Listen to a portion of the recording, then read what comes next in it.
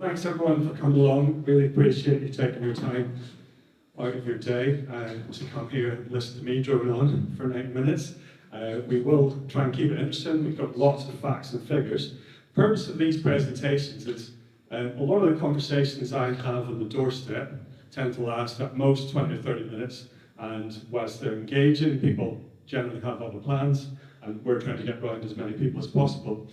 But in this day and age, people are craving for the detail because they no longer trust their politicians to roll out slogans. And so this presentation allows us to go through the detail of the whole manifesto, the contract, and make sure you understand all the different aspects. And we will, of course, do a question and answer at the end of today.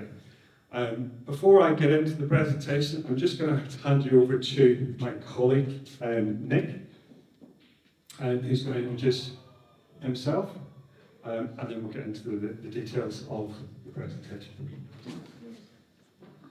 Thank you, Kabeer. Good afternoon, everybody. I'm Nick Taylor, and I am the Reform UK candidate for Norwich North. And I've taken a bit of time out from my own campaign to come here today and support my friend and colleague, Kabeer.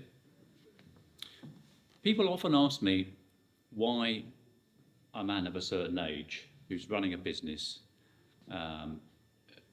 with friends who are thinking of doing less, maybe retiring, with a busy family life, might put his neck on the block and run for Parliament. Because it is a huge undertaking. And if you're standing for Reform UK, you're standing for a relatively new party with very limited resources, and you have the hordes of the left standing against you and waiting to trip you up at every turn. Why would I possibly want to do that?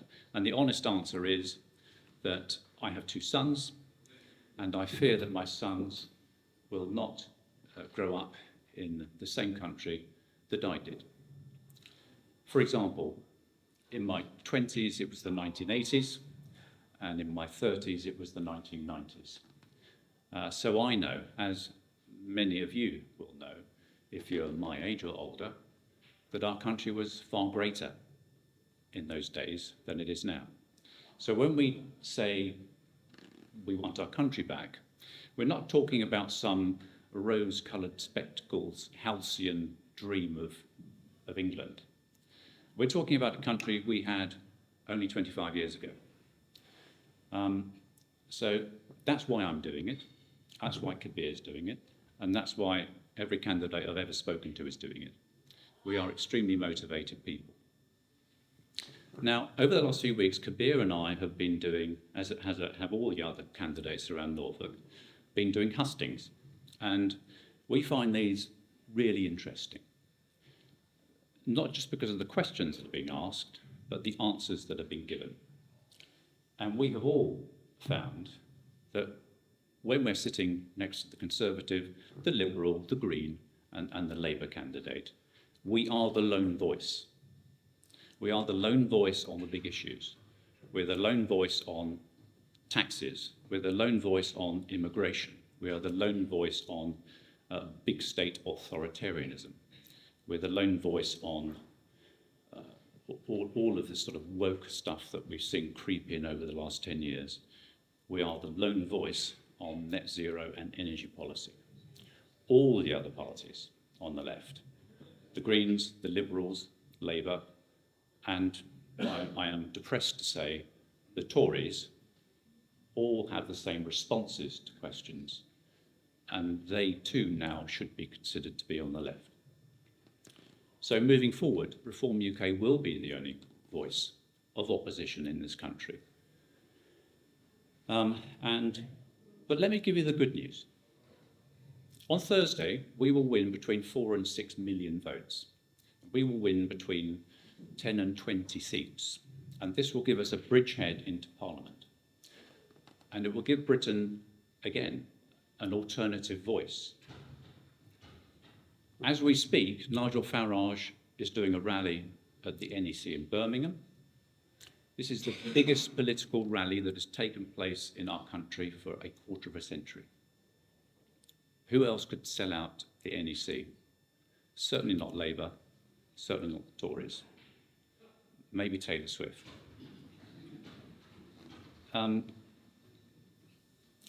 So after this election, there will be a huge outcry for a change in the electoral system. We're struggling to hear. Oh, you are, sorry. After the election, there will be a huge outcry for a change in the electoral system. Proportional representation will now be irresistible. So if we can achieve that, that will be a huge victory for us.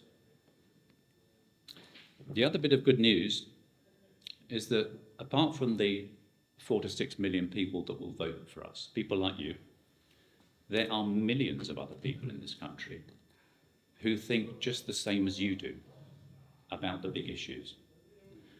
And it is our job over the next few months and years to convert those people and to make them realise there is an alternative to following the hackneyed path of the two-party state. So we have big plans. We're only just getting started. We're already planning county council elections in May.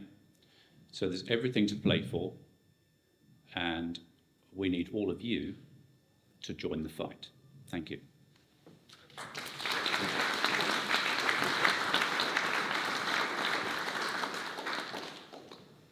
Thank you, Nick.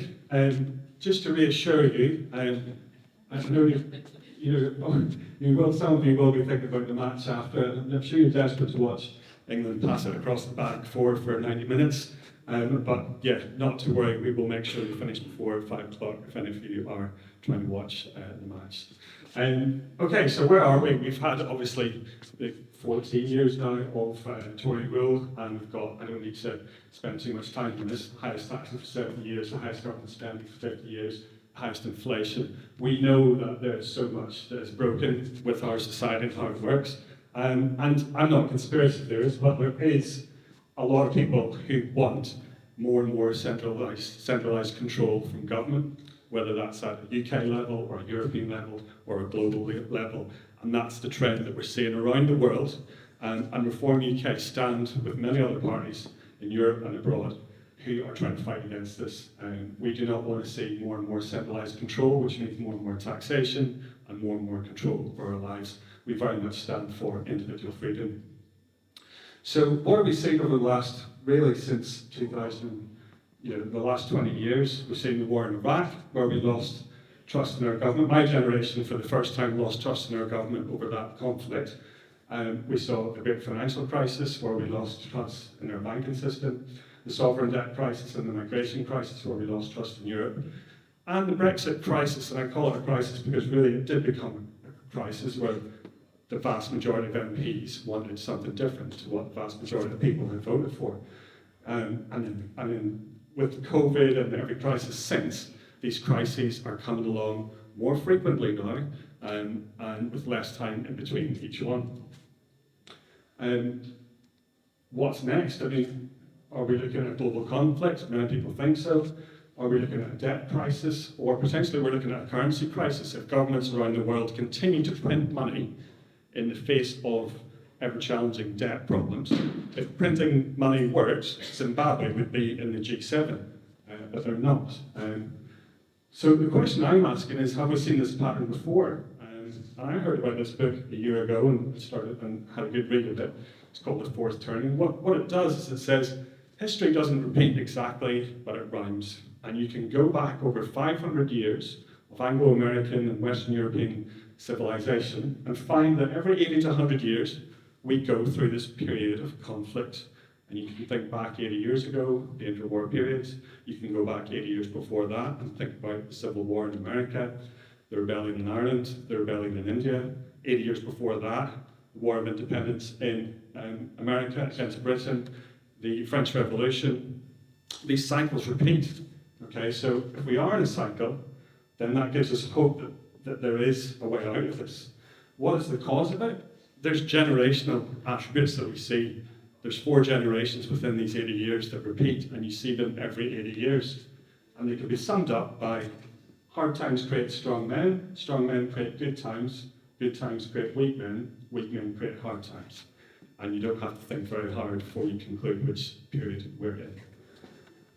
So the reason I'm talking to you about this is to give you hope that if we've been here before and we've got out of this situation before, we can do it again. So how do we move forward and get back to what the book calls the first turning? We have to rebuild trust in our institutions. We do see this every 80 to 100 years. We see a massive change in our constitutional system.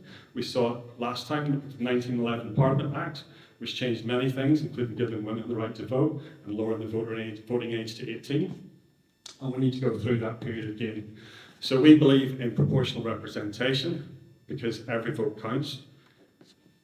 It'll also mean much better continuity in government so that you're not seeing ministers shuffled around constantly, unable to master their brief. And you will see more cooperation within parties. You think about the Stormont Assembly in Northern Ireland, you think about the Holyrood in Edinburgh, those chambers are circular, okay? Our chamber is set up for adversarial politics, which we now call punch and judy politics, and we're sick of it. We're utterly sick of it. What we want to see is our politicians working together to find solutions to make the country a better place. That's what we believe we can achieve with PR. And we need fundamental reform of the House of Lords. Okay? The idea that a party donor can buy their way into the House of Lords is quite frankly prehistoric. We need to move beyond that. We need transparency. We need the best and the brightest from industry in the House of Lords, people who can scrutinise legislation and add something of value, but we need to try and take party politics out of the House of Lords. So we would launch a convention to decide how to reform the House of Lords, but those would be my priorities. And it does mean leaving things like the European Court of Human Rights, which has it's trying to become a legislative body. It's trying to become a body that determines how we're ruled, as opposed to scrutinising legislation that's already in place. Now, the most common question I get asked on the doorstep is, how are you going to pay for your promises? So let's have a look at the 4 biggest cost savings we've made.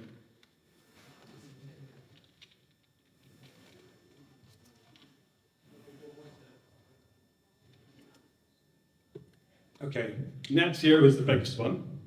We're currently planning to spend 30 billion a year on net zero. The Climate Change Committee, who are in charge of these plans, estimate that that will increase to £50 billion every year. Now, to put that into context, the entire cost of furlough during the pandemic was £75 billion. Okay, so this government and the next one want to spend £50 billion a year on net zero. Okay, now we'll talk about net zero later and why we're going to cancel it. We're also going to stop paying interest on QE reserves. Okay, so that's quite technical, but what does it mean? It means the money that we use to bail out the financial system, okay, the money printing we did during the financial crisis, the money printing we did during COVID in order to make sure the financial system didn't collapse, that was for the banks, to keep the banks moving. But we're paying interest on that debt that was created, okay? And most countries aren't paying interest on that debt. The ECB is not demanding interest on those debts. Okay, and that's costing us 30 to 40. At the minute, it's 30 billion a year, but with the projected rise in interest rates, if that comes true, that will rise to 40 billion a year. So this is not something that's going away anytime soon. The era of low interest rates is over. We're now in an inflationary period. We're not going back to that very soon. And so this problem is not going away. Now, some people in the establishment are trying to tell us that that's a ludicrous claim. There are many economists saying it's very achievable. And if you want it simplified, go onto my website and you'll see a video from Robert Peston who simplifies it beautifully. And he agrees with us, this is achievable and it needs to happen. Okay. So those are the biggest savings, but there's other savings to make as well.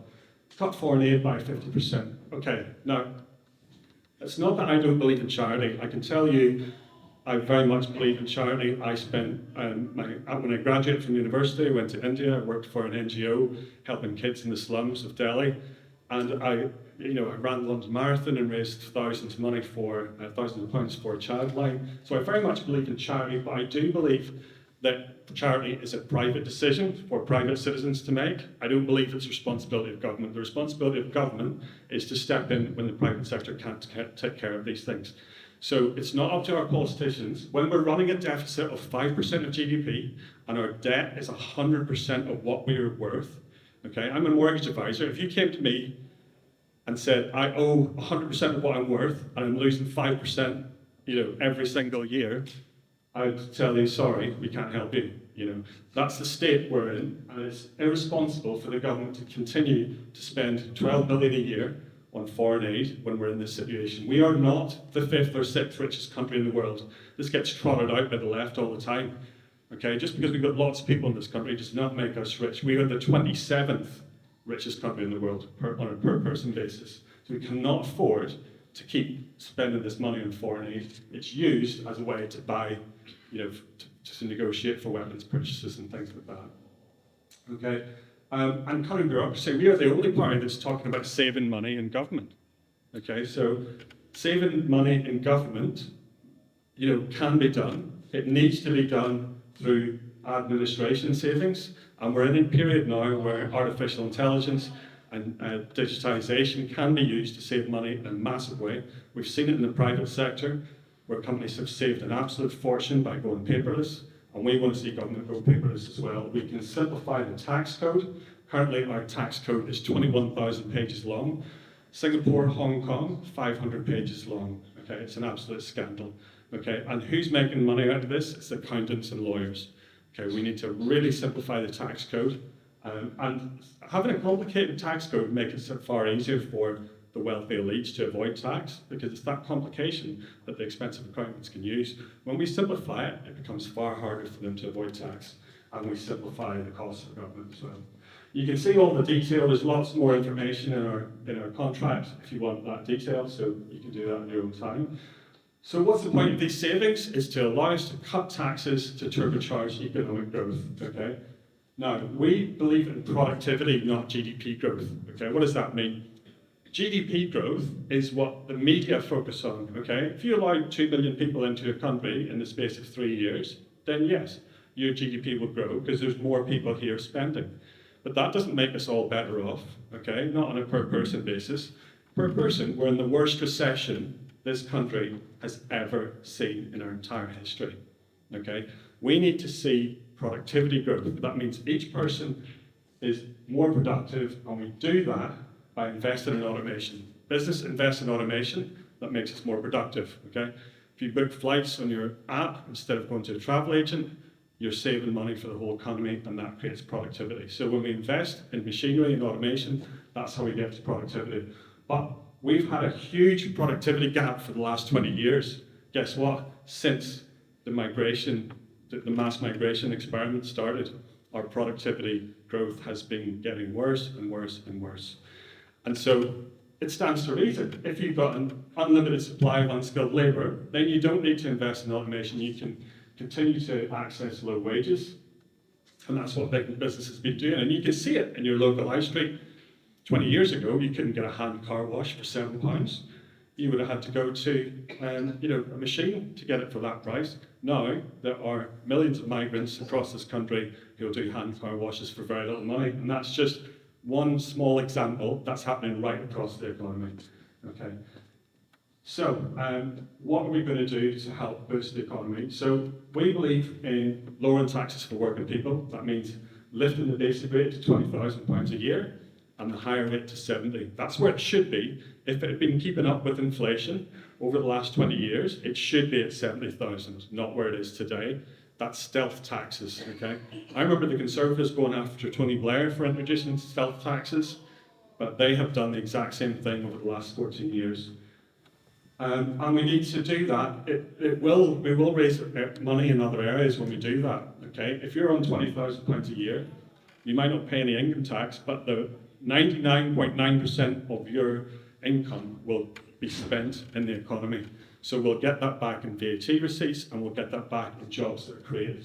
And it's the same for a higher rate. Outside the EU, we can scrap VAT on energy bills. That's something the Conservatives have yet to do.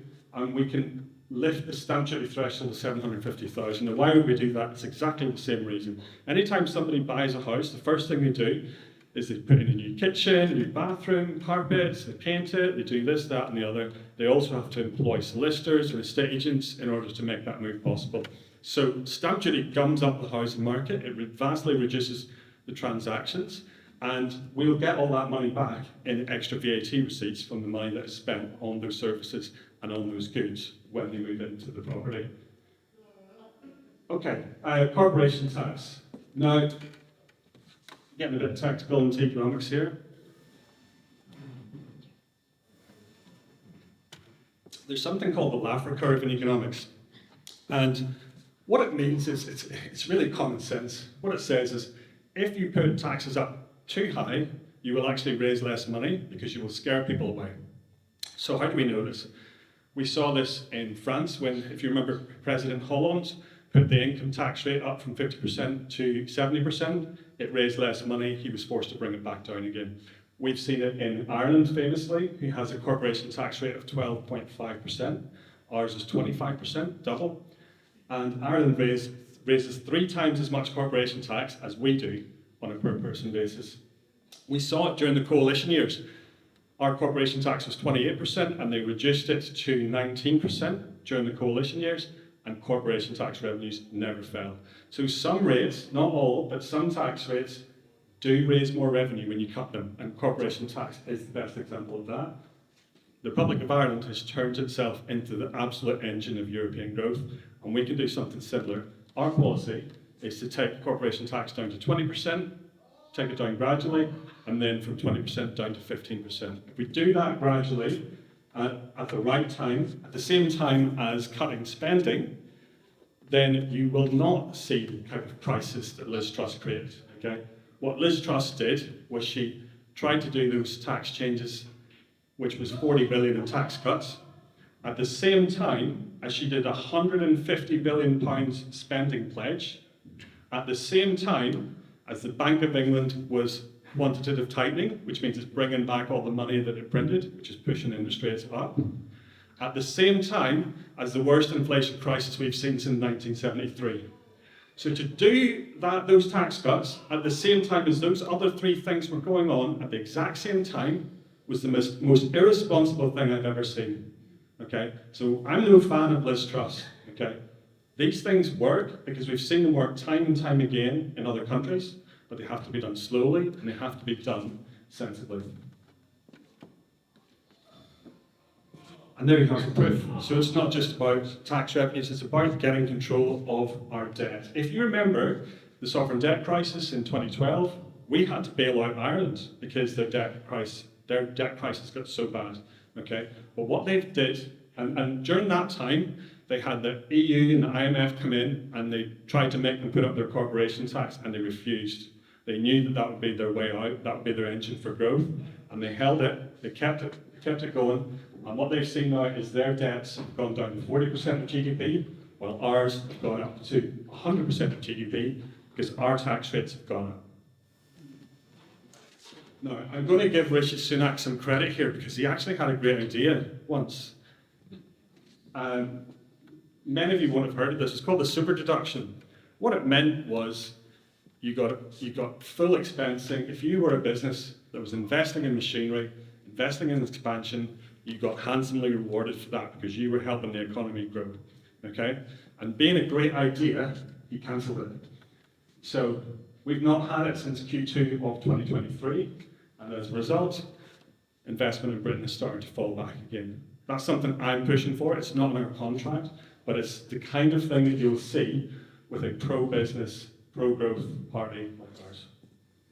We also want to support small and medium-sized businesses.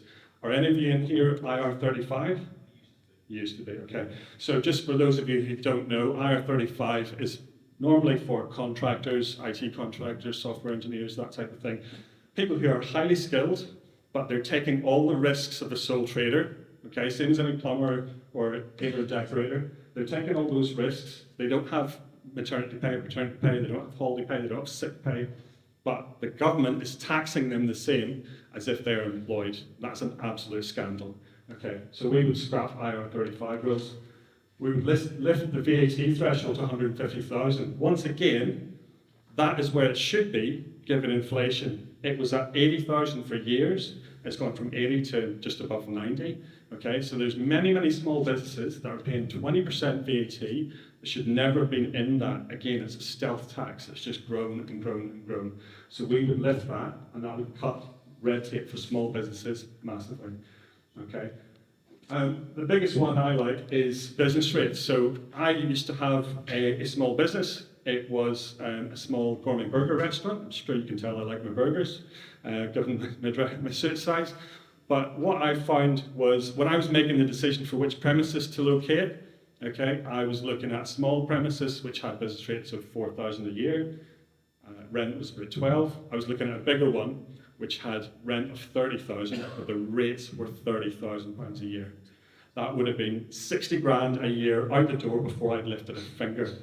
And so as a result of that, I'm a bit risk averse, so I took the less risky option, and I regretted it ever since. Actually, that business would have been much more successful if I'd gone for the bigger, better location, which was much better located. Why am I telling you this? I'm telling you this because that's a really good example of a business that would have grown and would have been more successful and would have hired many more people, but didn't because of our business rate system. Okay, so we need to reform this. Now, it's not all free. We will have to introduce a 4% online delivery tax for Amazon and the like, okay, because we do recognise that the high street is struggling. You can see it all around us, Watton, Deering, Attleborough, there's empty shops everywhere you go. And partly I get it, that's Amazon, and it's, that's not all stoppable, but we must do everything we can for small and medium-sized businesses who often start on the high street and go from there. There's a great business in Attleborough called Bakeaholics, tiny little shop. The day they opened, they were queued out the door, and since then, that girl has grown that business to she is doing most of her business online, okay? She's opening a shop in Norwich, okay? These are the startups that might start small, and you might think nothing of them, but they're the potential growth for this country to make things better for all of us. Okay, inheritance tax. Now, when I talk about inheritance tax, there will be some of you who think, oh, why are you doing that? You just care about the rich. Let me tell you, rich people do not pay inheritance tax. I do not know a single wealthy person that has ever paid inheritance tax. Okay? They have got family investment companies, they've got self-invested personal pensions, they've got trusts, they've got offshore trusts, okay? They've got all of these vehicles which are completely free of inheritance tax, and they don't pay it. It raises £7 billion a year, mostly from people that can't afford expensive accountants to avoid inheritance tax. It's grossly unfair, and so we would lift the threshold up to 2 million to make sure that elderly people who just happen to live in a house, they didn't want to move out of it because the stamp duty bill was going to be too high to move, and then they've ended up paying a load of inheritance tax, or their children have, through no fault of their own. So we would raise the threshold to 2 million. Currently at 325,000, it's the highest inheritance tax rate in the entire world. Okay, most countries have their inheritance tax start at about 2 million. We would reform the planning system. Okay, now listen, there's lots of problems with building too many houses, and in mid-Norfolk, you don't have to tell me because I've been through it. My parents got flooded out of their home last year because of a building site that was being built on a floodplain. Okay, and that was something that Breckland Council had actually denied planning permission for because it was a floodplain, but they were overruled by the National Planning Inspectorate, who've got their targets. And why have they got their targets? Well, because we're letting in 2 million people every 3 years, and we don't have homes for everyone, and that's why we have to build these houses, because we don't have enough homes for people. So we're in this cycle, we need to break it, but we do need to reform the planning system, because at the minute it just doesn't work. Okay, a builder I know just sent me a text about 2 hours ago about what's coming down the pipeline, and so the planning for next year is going to be half of what it was last year because of things like nutrient neutrality, and the whole system is gummed up. There is reams and reams of documents these builders have to create, and much of it doesn't get read. It's a total waste of money, and it's not efficient. We need to make sure we're getting planning into brownfield sites and the right places, not paving over the countryside. But if you look at places like London, there is so much brownfield site in London. There's so much potential for London to actually go higher.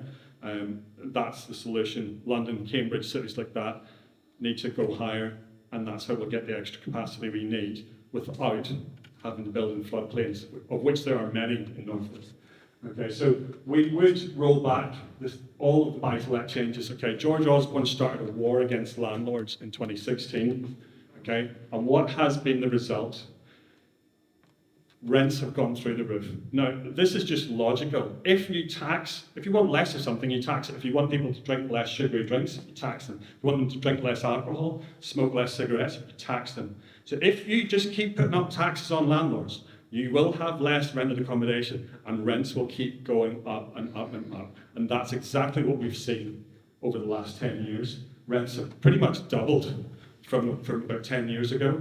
It's totally unaffordable, and we need to roll back all those changes to bring back the private rented sector. There's so many houses sitting empty. This is a scandal. Okay, immigration. Now, in 2022, immigration was 1.25 million, but net migration was 745,000. So that's net migration means the balance after emigration. Now, the most startling statistic there for me was that means that 500,000 people left this country to go abroad. Okay, and we need to be careful because we had this before in the 70s where we had a brain drain where there was actually more people leaving, and the people that leave are always going to be the most highly skilled, well-educated people who pay the most tax. We've got to stop that. So we need to make this country a more attractive place for them to stay, and that's what lowering a lot of these taxes will do, and fixing our public services, whether it's the health service or education. We need to do that urgently, otherwise this will go into reverse quickly. The result in economic growth, as I said, has been a really bad recession per person, and we need time to absorb the wave of immigration we've had over the last 20 years. There you can see the figures. So now this is only up to 2020, so it doesn't even include what's happened in the last 4 years. But you can see as net migration gets higher, the GDP per capita, so that's per person, our GDP growth is falling and falling and falling. Okay, and as I've explained earlier, that's all because of those reasons that I explained. When business has an unlimited supply of labour, they don't have to invest, they don't have to improve productivity, and that's how we end up in this mess. That's the propaganda you'll see from the government about how we're growing faster than any other European nation, but the truth is, per person, we've got higher migration than most of them. I actually had a question. One of my family members, my mum's brother, lives in India, and she sent him one of my videos, and so he asked me about what's happening with immigration. And I just explained to him, it's really causing a crisis. I've never seen so much agreement across the board. And somebody said to me yesterday, somebody who's left-wing, why are you against immigrants? And I said, we're not against immigrants, okay? Immigrants are, by and large, the vast majority, extremely hard-working. You have to be ambitious and hard-working to get up and go and leave and go to a new country. We're not against them as people. What we're against is this total out-of-control numbers, which is just putting too much strain on infrastructure. And infrastructure takes decades to build. I mean, look at HS2, look at Crossrail, look at any of these projects. They all take time, and our sewers are overflowing, our roads are crumbling, and we just don't have the infrastructure to handle this. Even the Bank of England chief economist, it's not just Nigel Farage, I promise you. Okay, economists now are recognising that immigration is having a huge impact on the housing crisis. So net zero migration does not mean zero immigration. It means if 300,000 people leave, we bring back 300,000, and we make sure they are the most highly skilled people: doctors, nurses, engineers, scientists, mathematicians, the people that we need to scale our economy to get the productivity growth that we need. Okay. I'm not going to go through a lot of that because we've discussed it already. And stop the boats. So stop the boats is one of our signature policies. Now, one of the things you'll hear in the media is, but these people are just, they're only 10% of, our overall immigration. That's not the point. The point is, it's wholly unfair to expect the British people to have 70, 80, 90, 100,000 people coming in every year who've flagrantly abused the system and then get access to social housing and benefits and whatever else it is. That is just unfair. And fairness is one of our core British values. I mean, we're constantly told by the media what are British values. Well, I would say fairness is top of the list. People, we make fun of ourselves and talk about our queuing culture. Really what that's about, it's about fairness. That's what it is. And fairness is at the heart of what we are, who we are as a society. We can do this, okay? Look, Australia did it. They stopped the votes and turned them back. You can do this under Article 33 of the Convention on Maritime Law. But our preference is to get an agreement with France, obviously. We don't want a standoff in the Channel with the French, okay? And it should be possible to make them realise that this is in their interest, because if people can't find a way, they will stop coming to Calais, okay? Now, if it isn't, then the thing is, we will do whatever it takes. We've got 170 islands in this country. There must be one, if not several, that we can use to process these claims quickly. But here's the point, they have to be processed quickly. What we've got at the minute is hundreds of thousands of people in the backlog. And that's why we're seeing them in hotels up and down the country. Now, when I first heard about this 2 or 3 years ago, I've got to be honest with you, like most things, my first reaction was, that has to be a conspiracy theory. Well, how many of those have come true? Here we are now, where every week, I hear another story of somebody that went to a hotel and found it was full of asylum seekers. My mum booked a hotel in Liverpool, she went up full of asylum seekers. Spoke to someone last week, they went to a stag do in Leeds, the hotel they almost booked full of asylum seekers. Park Hotel in Diss is full of asylum seekers. I'm a mortgage advisor, and I've now got clients coming to me saying that they've been offered a contract by Serco, a 7-year contract by Serco, to house asylum seekers in their buy-to-lets. So the government, when they say, well, we're not going to have more asylum seekers in hotels, it's because they can't get any more hotels. Now they're going down to buy-to-lets. We've got to grip this issue, okay? Now, my fear is that anybody who's prepared to break the law to come into this country has, by definition, broken the law. What other laws are they prepared to break?